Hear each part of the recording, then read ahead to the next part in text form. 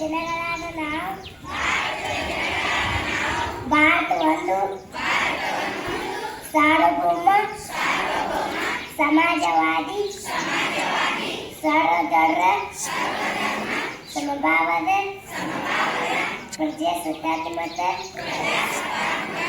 ಗಣರಾಜ್ಯವಾಗಿ ರಚಿಸಲು ಮತ್ತು ಅದರ ಸಮಸ್ತ ನಾಗರಿಕರಿಗೆ ಸಾಮಾಜಿಕ ಆರ್ಥಿಕ ಮತ್ತು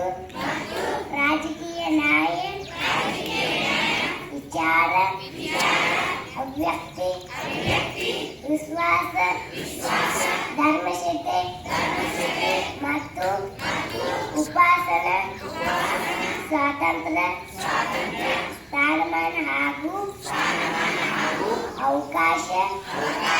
ಸಮಾನತೆ ದೊರೆಯುವಂತೆ ಮಾಡಲು ಮತ್ತು ವ್ಯಕ್ತಿ ಗೌರವವನ್ನು ರಾಷ್ಟ್ರದ ಏಕತೆಯನ್ನು ಹಾಗೂ ಅಖಂಡತೆಯನ್ನು ಸುನಿಶ್ಚಿತಗೊಳಿಸಿ ಅವರಲ್ಲಿ ಪ್ರಾದುರ್ಭಾವನೆಯನ್ನು